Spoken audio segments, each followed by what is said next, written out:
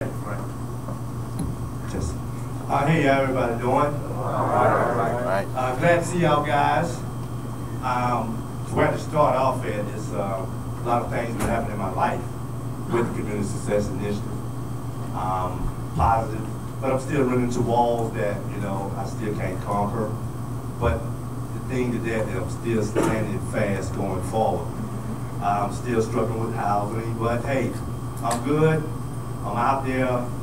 Going back to the month or so when I was here, my fear was to leave, was to get out of here. I didn't know if I was going to either, fail when I go out. But I don't think I have. I'm back, feeling good, healthy. Not making the money I want, but making some money. And I got my life back. Could be in prison, doing a lot of time. But the choices that I'm making now, it's not on my own, because I had to go get some assistance. I needed some help. I call it walking blind. When I first came in here, I was still holding that bag when I was doing back in the day. Don't want no help. I'm gonna do it myself. I don't need you to do nothing for me. That was my attitude.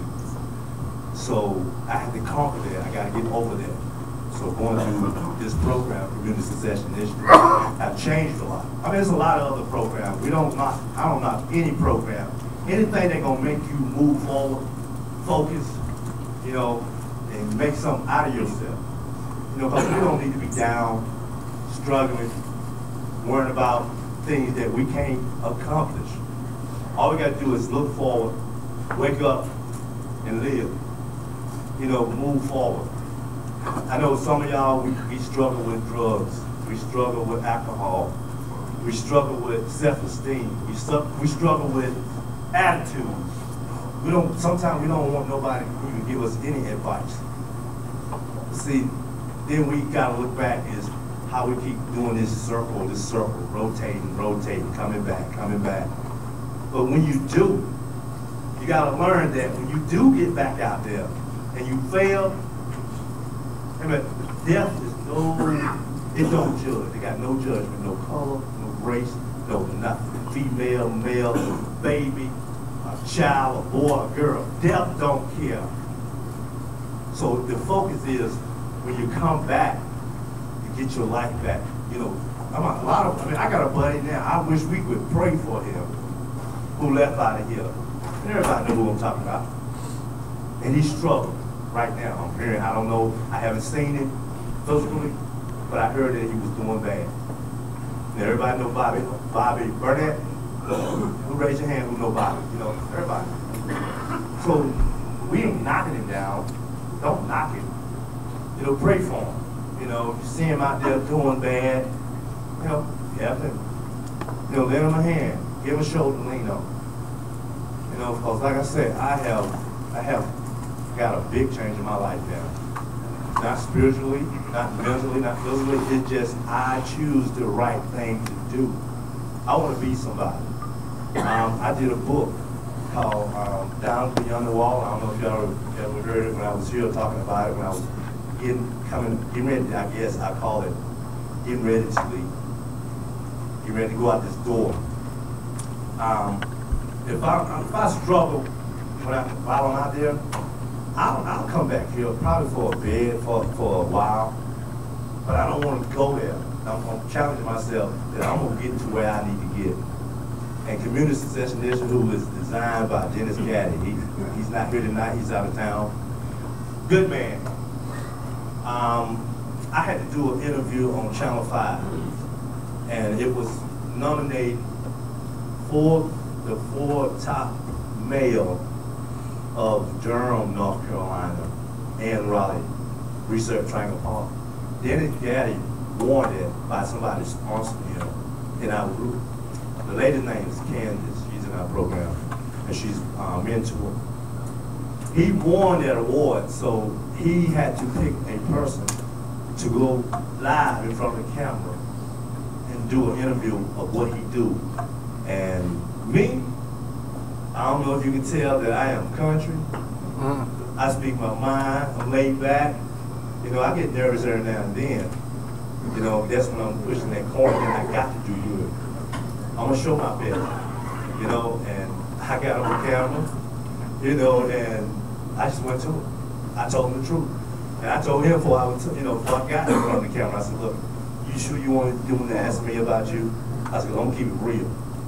And I told him, I said, look, this man, he got swag, he keep it real, he been there, he done that, did time. And I wasn't even talking about his background, I was just talking about now what he doing. Lives he changing. He gave me something, he told me about when you walk in a room and you feel like that everything is okay, you don't know a soul, you don't have a clue who is who. And all of a sudden, the atmosphere is just right. You're in the right place.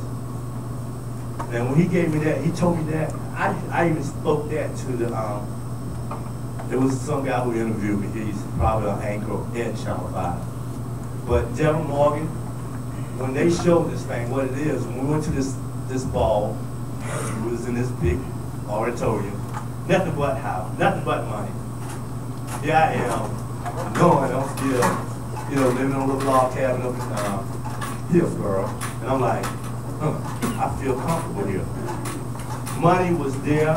I think that night they did bids, they did auction. I think they raised like $400,000. But on that thing, when Deborah Morgan got through, she was the MC, she come down, she said, I want to meet you. She said, out of all those men who won those awards, he said, your story was the realest. You know, Mr. Gaddy, he's a lawyer, he went to law school, got a whole lot of credentials. But I didn't get it to him. I just told him he was a black man that have made a change in this community, doing a lot of positive things. We have orientations that we give out when you come to our program. You come in, fill out an application, and we give you a choice. You can come back after the orientation, go through the process, because the way he tried to click it into our mind is that we want to get ready. We're ready for a job. We want this job quick, fast, and in a hurry. We want a job quick, fast, and in a hurry. But we wonder why we at this point with no job. And I know everybody in here had over probably 5, 6, 10 jobs like me. I guess I'm keep blaming on the employee who work beside me. You know, ain't checking on me. I keep blaming on this boss man, ain't checking on me. You know, blaming on it's too early. You know, I'm gonna come in at 5 minutes after. You know, I'm gonna do it my way. But when you get to where you feel like, okay, I'll keep repeating myself. I need some assistance. I need a guidance. Mr. Gavin, I guess he's not really saying in words that he want to challenge me.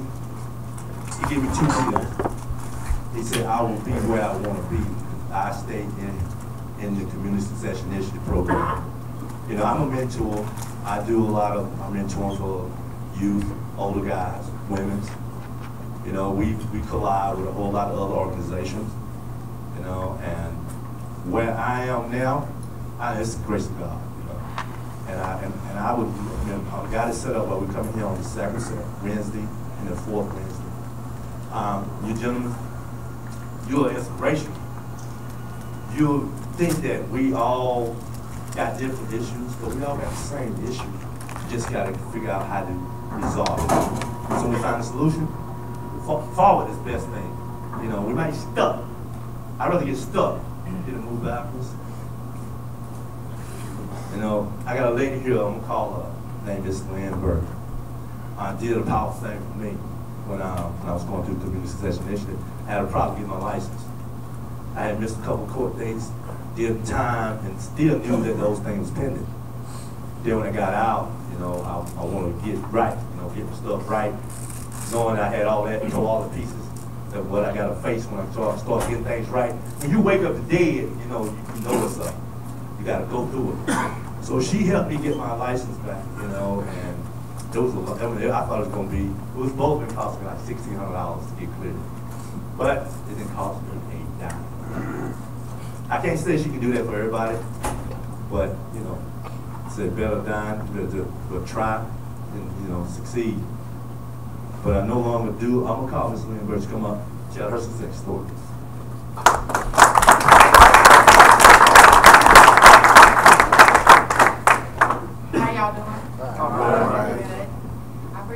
coming tonight. I am a member of Community Success Initiative as well. And everybody that's at the program at Community Success has a record. We've all been convicted some way or another. And we're fully engaged at trying to help ex-offenders get back out there, get a job, get them somewhere to stay, and to start contributing back to society. Now, you're probably wondering what I know about that. Well, 20 years ago, I went to prison myself. And it wasn't the first time I had been locked up. I've been locked up numerous times before that. But the time that I spent at women's prison back in 1988 to 1990, I really changed my life. And what I mean when I'm saying that is I had 4 children when I left and went to prison. I had a 5-year-old, I had 2 4-year-olds, and I had a 3-year-old. My mother helped me. I wasn't married. I was trying to take care of my kids by myself. And anytime I get a little short of money or something like that, I would go out and steal stuff, take it back for the money.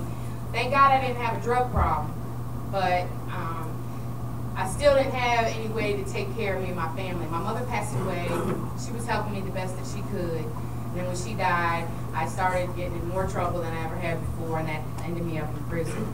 My kids ended up staying home with their dad, who did have a drug problem, but he was one of those drug addicts that didn't get in trouble. He would just go to work, give his money to the drug man, go back home, smoke it all up, and then, you know, he was one of those kind. I don't know. I never seen anything like it, but that was him. So he got to stay home with my kids while I went to prison.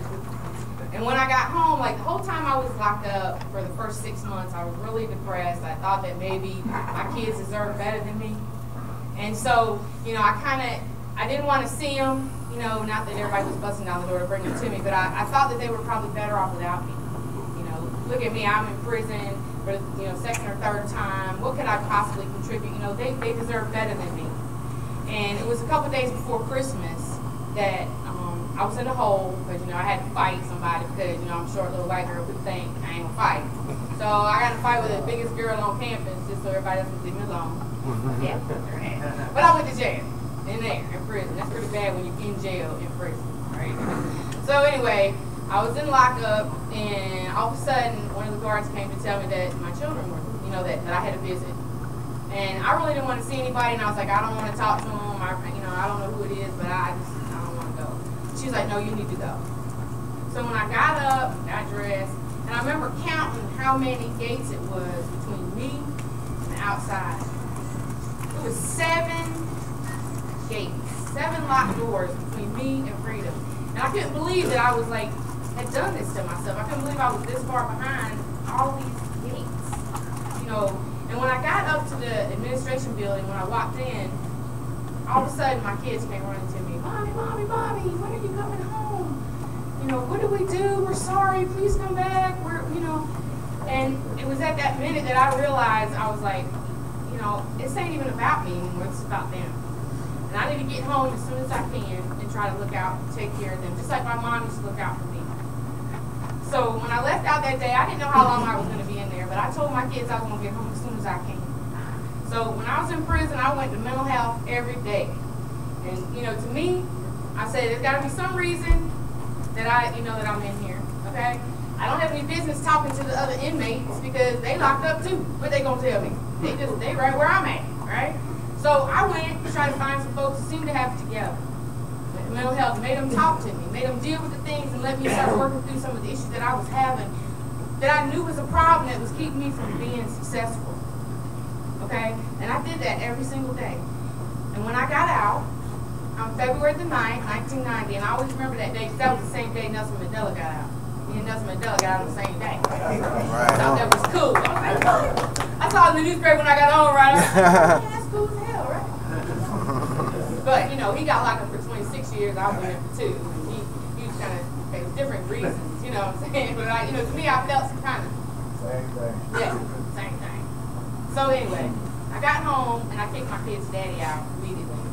And see, I was lucky. When I got back, I was still able to go back in the housing projects because they didn't know that I was in prison. Or I wouldn't have anywhere to go. You know, if you got a record, you can't live in housing for it. Okay? But they didn't know I was gone, even though I was gone for a year and a half. They didn't know. So I got home, I was able to get my place back, and I was able to get my kids back. And And that's another thing that a lot of women and a lot of dads don't get a chance to do when you go to prison, is be able to get back with your family. So I was lucky, and I know I was lucky. When I got home, I tried to get a job. I went everywhere I could. You know, now, not only in my home with 4 kids, just getting out of prison, I don't have any work history. Now I'm going around these places and expecting these people to give me a job. So I started lying on my application. You know, putting in there, I never been to prison, blah, blah, blah. Got a job delivering parts right here in Raleigh with Parklands. I did it for about 1.5 years until somebody bought them out, and they ran the record check and found out I was, you know, I've been in prison. And they were like, well, we're going to have to let you go because you lied on your application. And I was like, and they were like, why'd you lie? I was like, because you're going to fire me, just like what you're doing right now. You know, it's like, duh, everybody wonders why we do that stuff. I mean, it's for a reason. It's not just because we like going around lying to folks, right? I mean, after a while, you start getting kind of like, wow, maybe I am what they say I am. Maybe I'm going to go back to prison. You know, because I remember when I left out there, the last word they said to me was, you'll be back. You'll be back just like the rest of them. We give you 2 years. You'll be back. You know, I remember telling myself when I was driving away from the prison, I was crying. And I was like, what's wrong with you? Why are you crying? You're out of prison. You know? But it's always scary when you don't know what's going to happen. It's always scary. It's always sad when you leave in some of the worst places that you've ever been in your life, because it's what you know. But you can't be afraid to get up and try. And I'm telling you this because what I ended up having to do was start my own business, because I couldn't get anybody to give me a job. So I had to figure out a niche, something that would let me be my own boss, so that people wouldn't care if I've been in prison. You know, I started delivering flowers. I went over here to Ford's, Fancy Fruits over there in the farmer's market. Went around to all these flower shops and stuff like that. And I was like, look, if you let me deliver your flowers, I only charge you $5 for delivery, and I'll guarantee that they get there on time. And if they don't, then I'll pay for it. And those people was like, okay. Nobody asked me, have you been to prison? Nobody ran my record. Nobody cared. You know, I even did it for a couple of days for free to try to say, hey, look, watch and see how good I can do this. You're going to need me. And I started doing really well. I had a little raggedy van I started out with, barely would go down the road without shaking. Every time I got over 45 miles an hour, I started shaking. But I got those flowers there. Within a year, I got me a new van. I was able to take care of my kids. I was able to get them out of the projects. We moved into, you know, a rental house. It was still rental. But I got them out of the projects. And then it took about 10 years I was running my little business. Then all of a sudden, all my children graduated from high school. All 4 of them. I made sure that they didn't turn out like me, because when you've been in trouble, you know what your parents should have told you. You know, you can start thinking, gee, what changed my life? What day was that? What should my parents have done to keep me out of trouble? So I was able to do that for my kids. I went around and met all their little friends. I was all in their face. What y'all doing? How y'all doing? What's your name? Where you live? Where your mom and daddy at? Okay. So I was all in their friends' business. Everywhere they went, I was right there with them. I was checking on them in school every day. I was checking them on them in school every day. And I told them, this is a college house. I said, everybody in this house goes to college. There's not nobody that's not going to college, because you can't live without a college degree anymore. You can barely live with a high school degree anymore. And so I made sure that my children knew that. This is the college house right here. I made them all get a job. Every single one of them was working at McDonald's. I think everybody should start at McDonald's, because that's lazy work right there. I made them all work at McDonald's. And then they moved up. My son moved up to Kerr Drugs. He was at Kerr Drugs. The rest of them was at McDonald's. They all had a bill they had to pay. I gave one of them the light bill. I gave one of them the phone bill. One of them had to pay part of the rent. So they started to understand that a little paycheck that they got didn't go too far. And that's what happens when you don't go to college. You end up having to work 2 McDonald's jobs. You got to go to Wendy's, then you got to go to McDonald's, and even then you're not going to have enough money to pay your bills with. And my kids started learning that, and that was the stuff that I needed to learn, and my parents never taught me. So when my children graduated from high school, my son, he decided he didn't want to go to college, so he went to the Marines. So he got shot at for 3 years, but when he came back, he went to college. So we got to get shot at, you know, to make us understand that, hey, wait a minute, that ain't really what's going on. But he was in Iraq and Afghanistan. He was over there fighting for this country. And when he came back, that GI Bill paid for his college. Now he's a Raleigh police officer. That's a trip, right? My son's a Raleigh police officer. He can't come in my house because I'm a convicted felon. He got to leave his gun outside the car. That's a trip, right? God got a real good sense of humor. I'm telling you right now, because he messes with me every single day.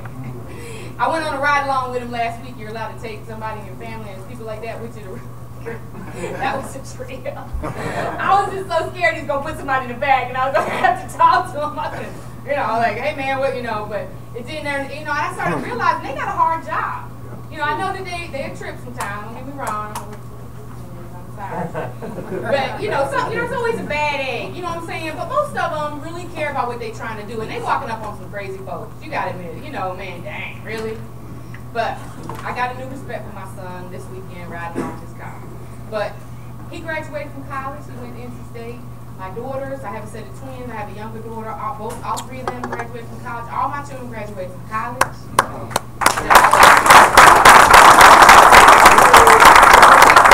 Because they're good people. But what you gotta understand, when you put time into your children, you put time into people that you care about, when they do well, that makes you look good. Because you had something to do with that.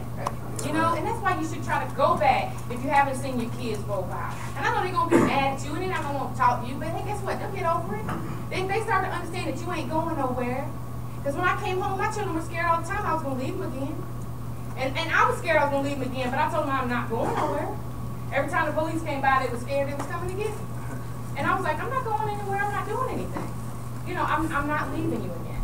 And they got to the point where they started believing me. After a while, one time a policeman came to my house. I'll never forget this. I had wrote a check or something. It was like, you know, I didn't do it intentionally. But they had a check, and they came to my house, and it was like, you know, Lynn Burke here, and my daughter was like, oh yeah, she in there. I'm like, what the? I know I said I ain't going anywhere, but you ain't got to bring the policeman in the house. You know what I'm saying? I was like, hey, now we done gone a little too far. It was ready. But what I did was, after my youngest child graduated from high school, I decided that maybe I should try to do something with my life too. And even though everybody tells us that we can't never be anybody and we can't never do anything, I went back to college. I graduated from North Carolina State University with a bachelor's in social work. And after I finished with that, I went to Meredith College.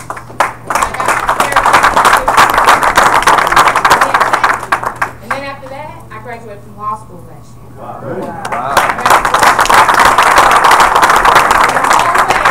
The whole way, they telling me, you can't do that. You can't do that. You can't do that. Can't nobody with no criminal record be a lawyer.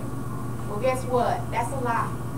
Anybody tells you that you can't go back to school and that you can't get student loans, that's what I'm here to tell you. That's a lie. Okay? That's a flat out lie. They telling you that because they don't want you to be nobody, because they want to be able to blame you for everything that's going on downtown. I just want to ask y'all one question. Any of y'all take the money that they was using for the state employees for their retirement and put it in the stock market? Any of y'all have anything to do with that? No. I didn't think so. But they want to blame us for that. They want to blame us for all the high costs of having to build all these jails, having to do all this stuff. It's not our fault, okay? And I want every single one of y'all here that's trying to use that for an excuse, that you can't be nobody, that you can't do nothing with your life. Don't bring that excuse around me anymore, because I done told you that you can. Okay? And y'all might try to say, oh, well, she did it because she a white lady. No. Okay? There's black people that did it too. Okay? And I can get them for you if you need to talk to them, because I'll be happy to go pick them up right now. But they probably busy doing something tonight, and I don't have no lights, so I'm here to talk to y'all. I was scared. I like to come. I want to come here and tell everybody that, because I never had nobody that could tell me that. Okay? There's always a way out. That's one thing I learned about being a lawyer. There's always an exception to every rule. Don't you ever tell anybody, let anybody tell you that you can't do something, because what you do, who's your boss? I guess I'm talking to the wrong one, because you ain't got no power. So I go over here. You his boss? Can you do it? You can? Okay. Who your boss? And I go to the boss, to the boss, to the boss. Because I don't need to talk to nobody that can't do nothing for me. Right? And I'm still going through it now. I passed 2 bars. I took the DC bar and I took the North Carolina bar. I still don't have my license. That's okay, because I'm going to get it. They trying to do stuff to make me stop, not be able to get this fine. Go ahead with it.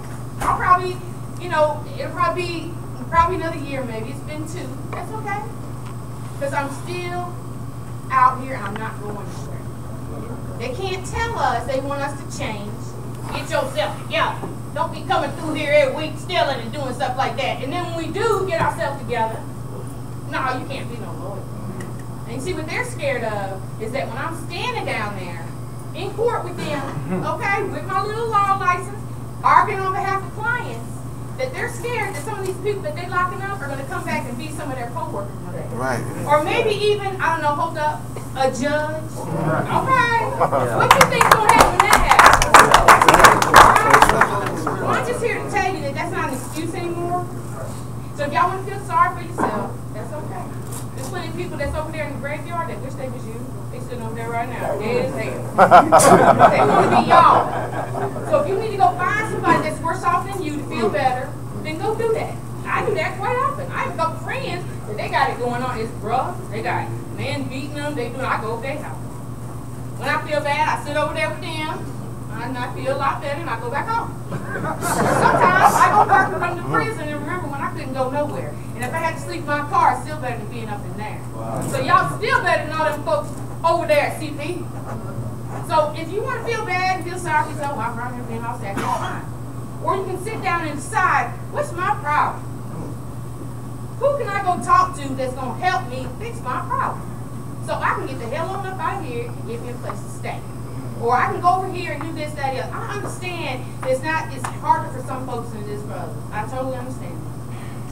But what you have to try to start doing is sitting down. If you need somebody to help you figure it out, there's plenty of people here who's willing to help you. I know I will. So Wayne's got some pamphlets from the Community Success Initiative.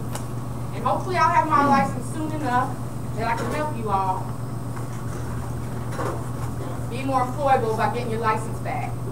That's something that, you know, if you've been to prison and you had some outstanding stuff that was supposed to be taken care of that wasn't, you let me know. We got some lawyers and stuff that are also associated with our organization right now that I can write up the stuff and get them to go down to the courthouse and fix it. But I need you all to make a commitment to come into the program and try to get some help with trying to get your life straight. So, you know, sometimes it's a trade-off, but I'm not asking you for nothing that I wouldn't want to give you, you know, I want to say that I wouldn't do myself. I have to tell my children, I'll be like, yeah, I want you to clean up the bathroom, but I clean up the bathroom too. So I'm not going to ask you to do something I ain't done myself. I would never do that. But I'm telling you, there's people there that are willing to help you, that are trying to work with you if you want to work for yourself. If you want to get yourself together, we there. We're going to help you. If you don't, it ain't going to take but a couple conversations. Peace out, bro. I ain't got time for that. And a lot of people think, oh, you're not very nice. I'm not here to be nice. I'm not here to be nice. Nice is extra. I don't do nice. I do what's going on, what are we going to do, what are we going to fix, how are we going to do this? How are we going to keep you out that jail where they're making millions of dollars off your butt sitting up in there? They making millions of dollars of y'all. If y'all not know about the prison industrial complex, y'all know about that?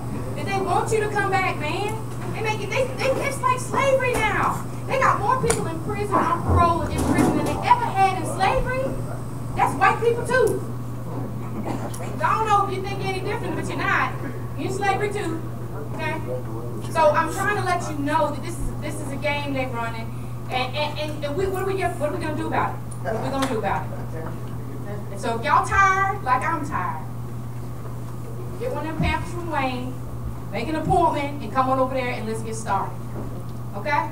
All right.